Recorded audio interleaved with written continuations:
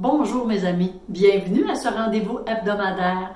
Aujourd'hui, ma proposition, c'est de vous parler de cet espace sacré entre deux souffles qui est un espace de création. Je suis très reconnaissante de toutes ces nouvelles informations qui nous sont maintenant données par la découverte de ce qui est inscrit dans les manuscrits de la Mère Morte, dans l'Évangile essénien de la paix. On nous parle justement de cet espace sacré et on nous donne des façons d'être, de penser, de vivre qui, dans notre quotidien, sont extrêmement pertinents. Et puisqu'on parle d'un espace entre deux souffles, je vais vous parler évidemment de respiration. La respiration, c'est comme quelque chose de tellement acquis que bien souvent, on va s'y arrêter à partir de temps plus extrêmes où on file moins bien, où on a l'impression d'avoir le souffle trop haut ou le souffle coupé. Mais la respiration a un pouvoir fascinant, extraordinaire, bienfaisant, tant sur le système nerveux, sur la conscience, sur l'énergie vitale. Et aussi, il y a comme le symbole dont je vous parle aujourd'hui, entre deux souffles, cet espace sacré, cet espace symbolique. Mais vous savez comment j'aime vous présenter les choses avec un petit peu de détail parce que l'être humain est un être intelligent et je pense que de savoir les bienfaits avec un peu plus d'informations, bien ça nous aide des fois à amener notre attention plus présente dans notre esprit et à s'y arrêter. Alors, la respiration, quels en sont les bienfaits? C'est sûr que ça, sur le système nerveux, ça va réguler le système nerveux autonome. Quand on parle de la respiration, quand elle est consciente, ça influence directement l'équilibre entre le système nerveux sympathique, qui n'est pas le sympathique parce que ça nous amène dans un état de stress, et le système nerveux parasympathique qui, lui, nous amène vers un état de relaxation, de détente. Une respiration lente et profonde, bien, ça active le parasympathique et ça favorise, ce faisant, le calme et la détente. C'est aussi une façon d'oxygéner le cerveau et ça réduit, ce faisant, l'anxiété et ça augmente notre clarté mentale, hein? Avec quoi on prend une décision aussi, c'est important. Sur la conscience, quand on va respirer d'une façon plus consciente, c'est comme ça nous permet de mettre entre un événement que l'on traverse, quelque chose qu'on vit intérieurement, comme une distance, parce que ça nous permet de se détacher soit des pensées compulsives d'une émotion, d'une colère montante ou autre chose. Et pour ce faire, il s'agit de développer une attention qui est pleine à la respiration pour qu'on ait cette distance. Quand on parle de l'énergie vitale, souvent les gens me disent « Diane, si j'ai pas d'énergie, j'ai de la difficulté à faire mes journées, c'est un petit peu difficile. » Eh bien, la respiration y est pour quelque chose. Si la personne développe une respiration qui va être consciente, eh bien, ça va l'aider parce que c'est comme un moteur. La respiration, c'est un moteur qui transmet de l'énergie vitale qui circule dans le corps. Puis, il y a des personnes qui vont appeler ça le prana, d'autres vont appeler ça le chi, d'autres vont appeler ça l'énergie vitale. Mais c'est cette énergie qui nous fait justement fonctionner et une respiration qui est fluide va nous aider à être davantage équilibrés. Au niveau symbolique, c'est comme je vous disais tantôt, bien l'espace minime entre deux sources, l'inspire et l'expire, c'est un espace privilégié de création. C'est comme un portail qui nous aide à créer dans l'infini.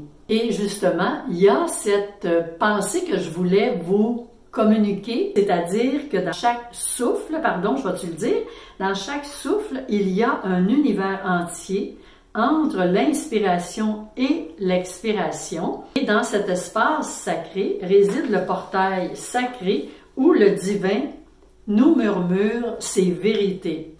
Il y a de quoi là-dedans à se sentir enrichi, d'avoir toutes ces possibilités, à nous de voir comment on utilise.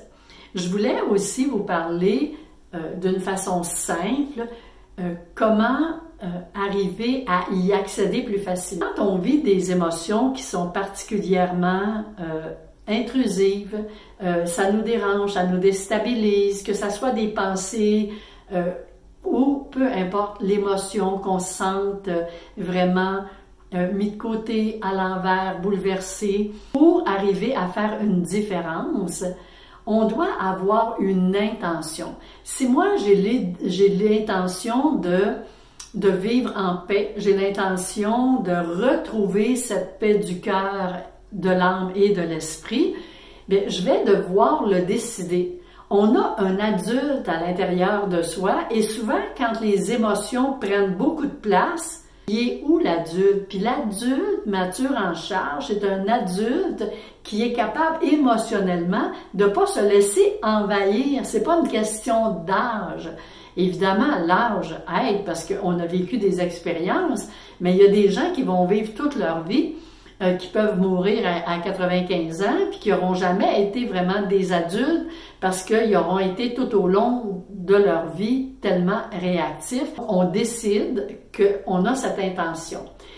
Il y a quelque chose qui vient, qui nous bouleverse, qui nous dérange, eh bien, on va accueillir, lorsqu'on inspire, on l'accueille.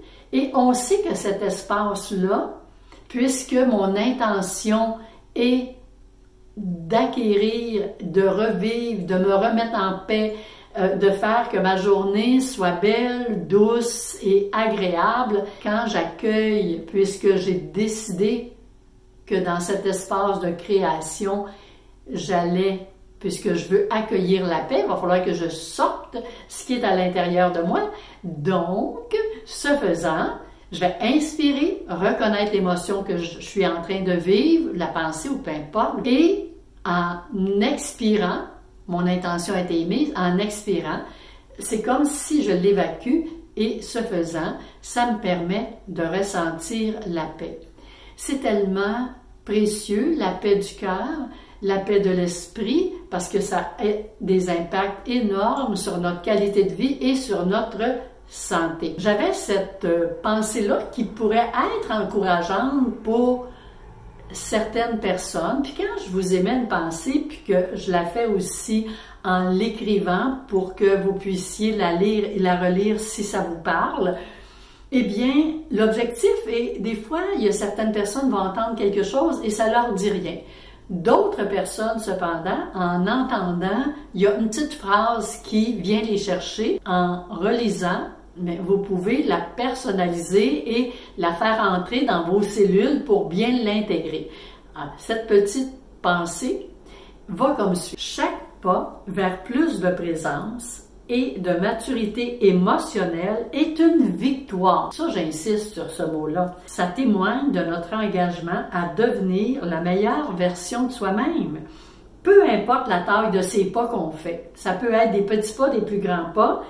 Même le plus modeste pas que chacun va faire va construire une fondation, participe à la construire, une fondation solide pour une vie qui est davantage alignée, sereine et épanouie. Chaque pas est la preuve de notre courage, de notre détermination qu'on déploie au quotidien dans notre engagement de devenir et d'être la meilleure version de soi-même, c'est-à-dire de vivre en conscience et de faire que chaque moment présent soit un moment bénéfique.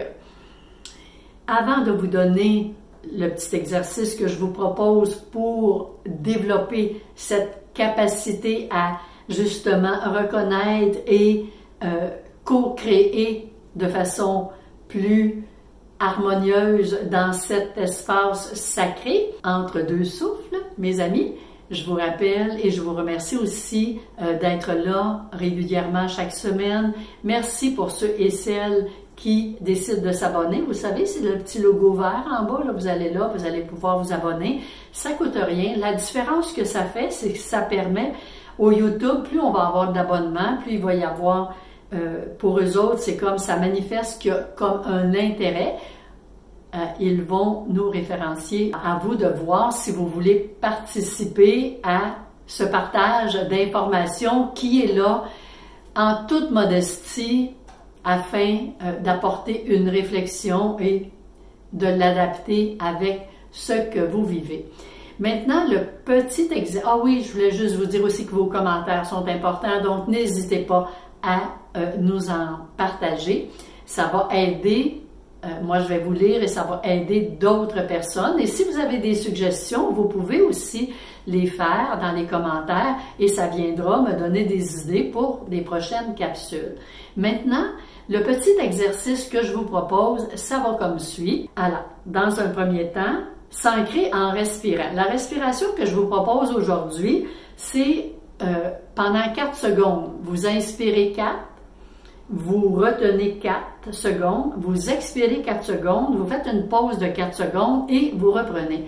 Si cette respiration-là ne vous convient pas, puis vous en avez un autre qui fait davantage votre affaire, prenez-la.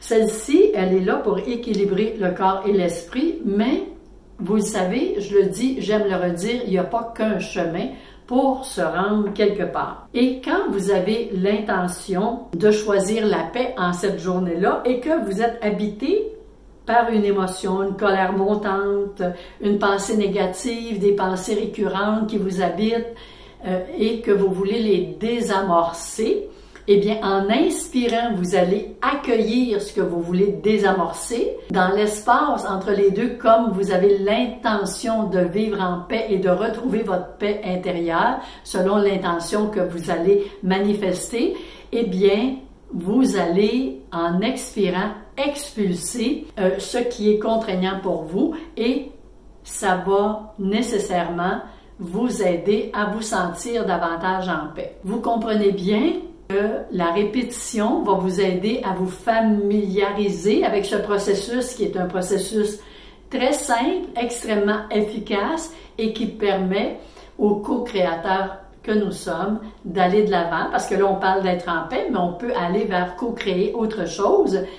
Tous les possibles sont là, alors à vous de voir ce qui vous convient. Et je vous dis à la semaine prochaine mes amis et bonne semaine à chacun et chacune de vous.